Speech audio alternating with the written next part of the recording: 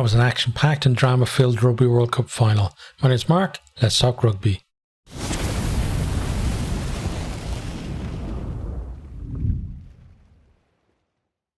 There were so many little moments in this game that could have turned it for one side or the other. You know, it started off absolutely ferocious and it kept going all the way through. In terms of, quality running rugby, we saw a little bit, didn't see that much though, but in terms of just sheer, drama and two teams giving their all to get their hands on that trophy, you couldn't ask for more from both sets of players in this. Both can be proud of their efforts. Obviously, New Zealand are going to be disappointed, but geez, they made it tough for South Africa in that one. We have big hits going in right from the off from both sides, kept on going all the way through. Etzebeth completely levels Mo'unga early on. Then have a Timo check for a neck roll on Mbanambi by Frizzell. Frizzell, he didn't attempt to roll and kind of drops his weight on Mbanambi's leg. He gets a yellow and goes to the bunker for review, but it didn't look like he'd much option in terms of where he was going to go. So, but at that stage you have to see what's going to come back. And I'm feeling like it would be a brave call to give a red for that in a Rugby World Cup final. Pollard then lost a penalty for 3-0 to South Africa, and like every point absolutely counted in this one. Before we restart then, Mbanambi has to go off. His night is over. Fourie is on at hooker. We've seen him come on most of the time in the back row in recent games, and then Mbanambi continuing on. But after a few minutes, Mbanambi is just done. New Zealand then, they're holding on to the ball, but not really making much progress. South Africa putting up box kicks and contesting them, and South Africa, they kicked more in this game than I've seen them in the entire World Cup. And when we have a look at the stats, we'll see that as well. Because generally, in comparison, these two teams, New Zealand would kick, in terms of kick meters, probably about 50% or more above what South Africa would do. But, we'll look at the stats later. So, excuse me. South Africa's line speed as well, and their physicality is causing New Zealand to make mistakes. Conditions aren't helping either. It's pretty slippery out there. Pollard then puts up a Gary Owen, and Colby, he goes up with Mo'unga. Colby knocks it on, but we didn't kind of know that until after a TMO intervenes. But New Zealand, they not looking very composed in defence. Certainly not as composed as we've seen them in other knockout games in this Rugby World Cup, and they just kind of hacked the ball clear. But luckily for them, it's a scrum to them. Sabaya then just about gets it out of the scrum as the pressure comes on, and then Smith kicks it clear. Then have just a weird banana crossfield kick that lands right into Willems's breadbasket. He kicks it forward. New Zealand again just scramble it out of play. South Africa have a line out in a dangerous position. They claim that great maul, and then they spread it into the centres. Colby then gets him to within about 5 metres of the New Zealand line. New Zealand are offside. Penalty to South Africa. We then hear Frizzell's yellow card will remain a yellow, as he kind of just fell on the leg and didn't target it. So, lucky boy there, but I thought, it probably would stay a yellow. Pollard then, his kick sneaks just inside the upright as we come back for the penalty, and it's 6-0 South Africa. Frizzell then returns to the field. Faf de Klerk then, he takes the ball, and Frizzell didn't take him too long to have impact when he came back on. He made good ground, and it was as he was making that break that de Klerk took to lay off the ball. New Zealand then go up the line from that penalty, and they're on the edge of the South Africa 22, and it's really their first decent attacking position of the game. They then, they work it into 22, playing with penalty advantage. Jordy Barrett puts a chip over the top, and it's one of these where it's just right next to the post, and it looks like Surveyor is going to be first there and just collect it and stroll over for a try, but it bounces away from him instead, and I think it was Wilmse who gets it, so we come back for the penalty. Mwanga strokes it over to make it 6-3. Just after the restart then, there's no clear release from New Zealand at the breakdown. Pollard's kick just about has the distance. He makes a 9-3. There were a few kicks that just got over for both teams in this one, and with the way it ended as well, it made it really close. New Zealand then have a chance from a line out just inside the South Africa 22. Etzebeth though gets up and nicks it. Great steal from him. South Africa putting more pressure on the New Zealand line out than any other team so far this Rugby World Cup. But Etzebeth then plays a Retallick in the next line out. Penalty to New Zealand, and then Geordie Barrett puts a great long distance kick into the corner.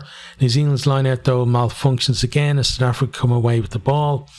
Mostert then, he knocks on in contact as he carries out his own 22. Scrum to New Zealand in a dangerous position, but before we can actually set that, we have a TMO review. Sam Cane, upright tackle, and a shoulder to head of, I think it was Jesse Creel, right?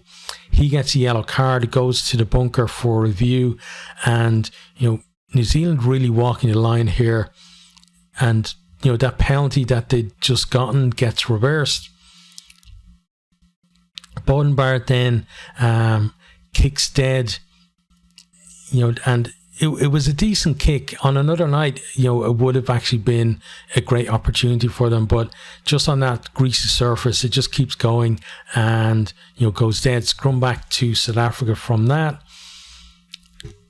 Then we have a nice flowing move from South Africa off that scrum. Nice kick through, but it goes into touch. But they are beginning to look a little more dangerous.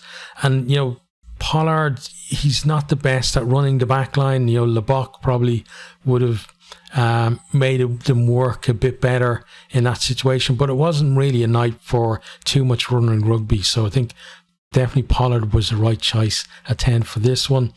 New Zealand then, they managed to scramble the ball clear, but it at the moment you just keep coming back at him, and they're creaking. The likes of Peter Steptoe is putting on immense pressure. He's just so fast off the line, looking for charge downs, putting in big hits. And then South Africa, they win a penalty. Kitsoff, I think it was, that got over the ball. We then hear that Kane's yellow card has been upgraded to a red card in the Rugby World Cup final. I know a lot of people would think that it's something that's going to spoil the game, etc. But I can see the argument for not giving a red card, but at the same time, it's not like the rules about the high tackles are something new. They've been there for a long time, and players, they've got to be more careful. And for me, you can't really blame the officials on this one, but again, everyone's going to have opinions on red cards, especially in a Rugby World Cup final. But from here then, New Zealand, Pollard puts a penalty over, makes it 12-3, and then New Zealand, they come forward after that. Talea with some really good runs. I thought he had another superb game tonight. Etzebeth, he's a lazy runner. He gets in the passing channel. Penalty New Zealand. I thought it could have been a yellow card for Etzebeth myself, because he knew exactly what he was doing, and it was very cynical play, but it's just a penalty. New Zealand, they play on with advantage. They get it out to Ioane, but there's just some great cover defence, gets him into touch as he's going for the corner. We come back for the penalty. Mwanga makes it 12-6. New Zealand then nick a South Africa line out on halfway, but then Geordie Barrett gets levelled by Peter Steptoe as he kind of dithers in midfield as they try and move the ball. And, that was pretty much it for the first half. Halftime score was 12-6. Start of the second half then, South Africa, they get up to compete with Beauden Barrett from a kick. Ball breaks for Khaleesi. He powers to within 5 meters of going over in the corner, but it was a bit of kind of white line fever from him, I think, where he was still trying to go, and he had players either side of him. He could have offloaded, and it probably would have been a stroll-in try for one of them. But they recycled. Creel gets held up over the line. Then it's a drop out to New Zealand. Aronson then almost has a try from a Bowden Barrett mistake in the corner, but he has a foot in touch. But he just showed great pace to get there, and just have the opportunity in the first place. Then they have another TMO check. This one is for a tackle by Khaleesi, and this one again it's head on head. He gets a yellow, goes to the bunker for review, and sometimes in games like this, there is a kind of a almost a temptation to even things up, and that must have been going through his head because he was looking a bit worried in the sin bin. Talea then managed to strip the ball off Aronson after a great catch by the South African winger. New Zealand, they go wide from that, and they've got space, but Mwanga drops the ball forward. I thought, obviously it's the conditions, but some of his handling wasn't great tonight, but pressure of a final, and also the as I said, very slippery conditions as well. You can't expect perfection in that situation. New Zealand though working their way back into the game. We have a lovely step then from Cody Taylor as they attack down the right. I think it was it maybe Dale Endy that he stepped. I think it was one of the centres anyway. But yeah, it was a fantastic thing to see. And then they've got space out on the other wing. But then there's another deliberate knock-on. Penalty New Zealand. They go to the corner. And again, South Africa, I think, one of those deliberate knock-ons should have probably been a yellow card. We then hear that Khaleesi's yellow card will stay yellow because for a couple of, mitigating factors. One was that most of the force went through the body, and the other was the change in dynamics. He was kind of lowering his body height as he went into the tackle. New Zealand then they claimed the line out from the penalty. Rotalic really did turn that line out around for them. He had a fantastic game. By the time he came off, though, you could see he was just absolutely drained and out on his feet. But such a legend of the game as well. And it's hard to. I can't mention everyone who had a great game tonight because on both sides, other than Will Jordan was probably the only one that stood out to me that had certainly a poor game. But New Zealand then they try. Actually, it's Will Jordan involved here. They tried to put him over in the corner, but the pass is a little bit behind him. It's knocked on. Etzebeth first loose ball, but he knocks it on. So it's a scrum then. New Zealand put massive pressure on the scrum, but for Mullen, he picks South Africa just about able to clear. New Zealand then secured the line out, but they seem to knock on. Wayne Barnes calls it though as no knock on, and I'm thinking that's definitely a knock on because it's one of those where you can't quite see exactly what's happened, but you can see that the ball has pinged forward and back, and then it's been passed. But we play on. They spread it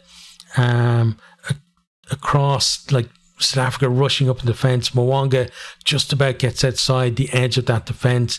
He then breaks dummies to Talea, who's out on the left wing, and then offloads to Smith to go over to touchdown. But the TMO then calls us back for the knock-on that we already saw ourselves in the line-out. After that then, Etzebeth then plays the man in the next line-out, he played the man in that line-out, where the knock-on was. So it's no try, but we come back for that penalty. New Zealand, they decide to go to the corner and feel like they need to score soon before the momentum's got to flip at some point. Barrett takes the line out. They set up the maul. It's sacked by South Africa, but we come back for the penalty because it was a deliberate sack of the ball carrier, and New Zealand had knocked it on. So Khaleesi comes back on. We come back to the corner. Taylor finds Rotalic again. The maul's making progress. Snyman gets in there, but it's a penalty advantage to New Zealand for changing bind. They go wide, and there's an amazing pass from Jordy Barrett out to Talea. To Talea. He steps, shrugs off a tackle, and then offloads onto the deck, but Barrett picks that up and scores in the corner. There's then boos from the crowd because they see the replay and they see the ball bouncing forward after he's offloaded, but it was backwards out of hands. So, it's a rugby ball. It's going to bounce one way or the other, but the pass definitely was not forward. Mwanga then misses the conversion well wide. It's 12-11. South Africa with just the narrowest of margins now. New Zealand then begin picking off South Africa's lineout. Retallick and Barrett with steals as successive lineouts. South Africa then feed a scrum and they get a bit of a nudge on, but they kind of surge forward and the ball must have hit one of their legs. It comes shooting out of the side. New Zealand get to the ball first and that allows them to attack on the edge of that South Africa 22. Colby then puts in just an amazing tackle on Will Jordan, kind of reminiscent of, who was it? It was George North on Falau, right, where he lifted him up. He didn't quite kind of fireman carry him up the pitch or whatever, but he did lift him up a bit. Then Quagga Smith gets in there and strips the ball. And yeah, just thinking this game is on a complete knife edge. It's just one little thing is going to decide it one way or the other.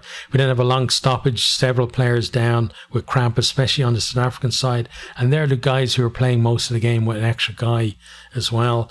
Not much threat though to the scoreboard then in the next little while, but every penalty and knock on does actually feel significant, but there's no kind of major, like South Africa do have a try chalked off, but it was one of those ones where, a handful of players are still playing on while the rest of the officials and the players are stopped waiting for them to realise that the play has been called back ages ago. From here then, Cheslin Colby, he goes for a drop goal from just inside his own half, not even close, and just thinking, need a little bit of composure. We're into the last 10 minutes and, if South Africa could be just a little bit more patient and work a chance rather than trying to snatch at them, they could get that kick that would mean that, New Zealand would need a try. South Africa then, they have a powerful maul on the right touch line, but then as they break from that, the ball goes loose and New Zealand counter. Colby gives away a penalty for another deliberate knock on. He does get a yellow card and New Zealand have a chance to take the lead. Colby's final is now over because 10 minutes off the pitch and there's less than 10 minutes to go. 14v14 for the rest of the game. Geordie Barrett then lines up the kick. It's from over 50 metres out and it's in the tram lines near the halfway line. It's got the legs, but you can see it's drifting left all the time and it goes wide. New Zealand then, they pass forward to the restart. South Africa have a scrum just inside the New Zealand half and they're thinking, are they going to go for a pen? They try it, but New Zealand just completely lock out the scrum and South Africa have to run it. They get to just about outside the New Zealand 22. Pollard then attempts a drop goal, but that's blocked down. New Zealand then look to counter, but Faf de Klerk and Peter Steph kill that at source. Scott Barrett then puts in a try saver of a covering tackle on Peter Steph as he breaks down the wing into the 22. Scrums the All Blacks and they have to go from their own 22. There's only about 2 or 3 minutes left on the clock. Christie then gets blocked down by Faf de Klerk and South Africa keeping New Zealand in their own 22 as that clock just continues to tick down. Mackenzie then steps his way out of his own 22. New Zealand, they find a bit of room on the right wing, but then there's a great tap tackle from de Klerk and New Zealand have to build again. De Klerk, his interventions were so key at this point of the game. New Zealand then lose the ball forward and there's a poor pass from South Africa and then just a very tired kick. New Zealand, they run it back and then they knock it on and there's only seconds left at this stage. Surveyor then says to Wayne Barnes that they're going to go for it at the scrum and Barnes repeats a few times legally. Then the scrum, it's able, and we reset. New Zealand are looking for a free kick for a delayed feed, but you just know that Barnes isn't going to give it to them that easily. South Africa then, they get it out. New Zealand, they pile in. It's unplayable. Clock's in the red, so that's the game. 12-11. South Africa world champions for the 4th time. But geez, that was some game. And both teams, deserved the World Cup for that, really, the effort they put in. But we're going to have a look at some of the stats before we talk about the performances. So territory for the game was 52% to 48% for New Zealand. So they have, just a bit of the nudge on that. But possession, 60% New Zealand to 40% for South Africa. So they had plenty of ball, but that South African defence was so aggressive. Meters carried then 441 for New Zealand, 359 for South Africa. Runs 146 to 82. So that means like 441 meters from 146.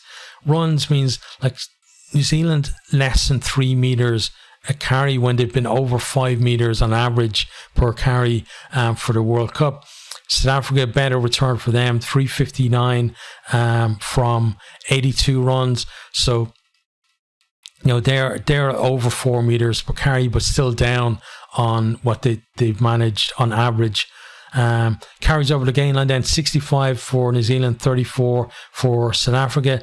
So, a little bit better on that one for New Zealand, but given that they had almost double the amount of carries, you'd expect them to be getting over the line, the gain line twice as much as well. Passes then 217 to 83. Defenders beaten 36 to 13. Offloads 4 from New Zealand, 7 for South Africa. A lot of these, were ones where not ones to set up a break or anything like that, just to move the ball away from the contact and stop, a contest.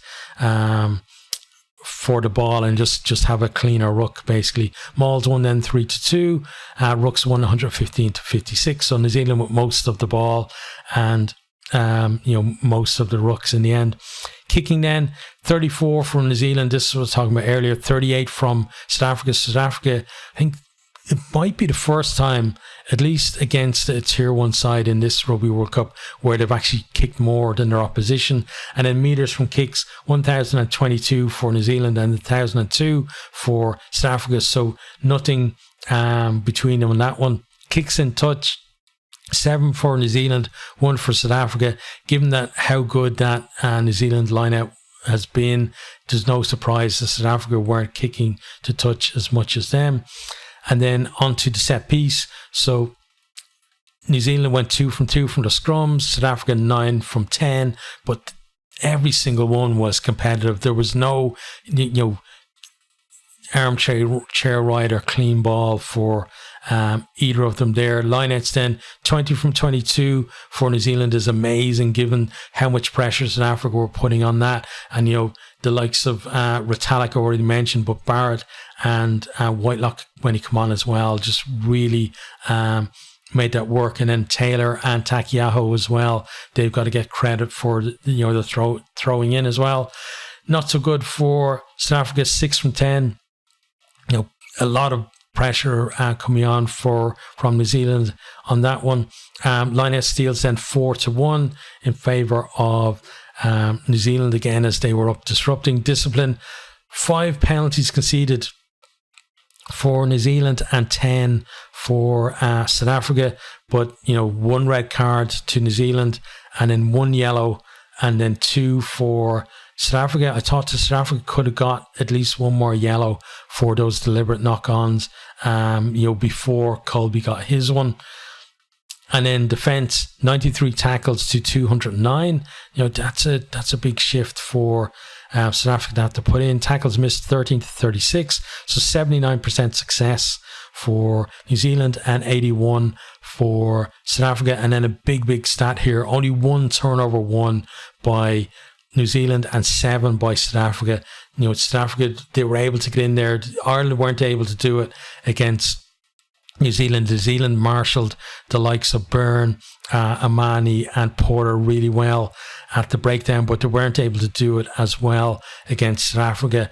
And some of the turnovers were kind of knock-ons in the tackle and stuff like that. But at the breakdown as well, it was just so intense. They found it really hard to prevent South Africa from getting in there. So in terms of then overall performance, as I said, both teams can hold their heads up high in this one. I feel sorry for Sam Cane being sent off in the Rugby World Cup final, especially. I talked to 2 Cents about this before, where it looked like he was, redeeming himself, because after the series loss against Ireland last year, he took huge amounts of stick himself, and Fozzie as well. And it looked like he'd redeemed himself. He played himself back into form and, led his team to a Rugby World Cup final. But then that red card there, I'm sure the knives are going to be out for him again. But yeah, kind of in some ways I feel sorry for him, but at the same time, I can't argue against that red card. I know other people will, because we all have different interpretations on red cards at the moment, and that's part of the problem, I think, in the game. But for South Africa, Pollard kicked his goals. Faf de Klerk was just everywhere. Etzebeth was a menace. I thought Farouk did really well, having to come on so early in the front row. I thought Kitsoff had probably his best game of the Rugby World Cup as well. Mostart was excellent. And again, I've got to stop, because I'm going to end up basically naming basically all 46 players from both teams, because they all were immense here. But it's South Africa that have the bragging rights now. They've got the 4th World Cup, and it's well deserved. Like, coming back from losing that game against Ireland in the pool stages, then tight game against first France in the quarterfinal, and then England in the semi-final, and then they come into the final and they win that by a point as well. So like they've got to be. It just occurred to me, like, they've got to be the world champions that have the lowest points margin in the knockout stages. Because it's like, what was it? Was it only 1 point? It was only 1 or 2 points, right, with France. So their margin over the knockout stages is something like 3 points, which is crazy. That's like 1 penalty kick over 3 games. But again, it's well deserved. New Zealand, though, they can hold the head up high, and the kind of talk that there was about New Zealand being a fading rugby nation or wherever, or not being up on that pedestal anymore. Like, they absolutely stood toe to toe with South Africa tonight and made them work for that final. It wasn't the prettiest at times, but geez, it was enjoyable. And yeah, I think it was a fitting end to what has been an amazing Rugby World Cup.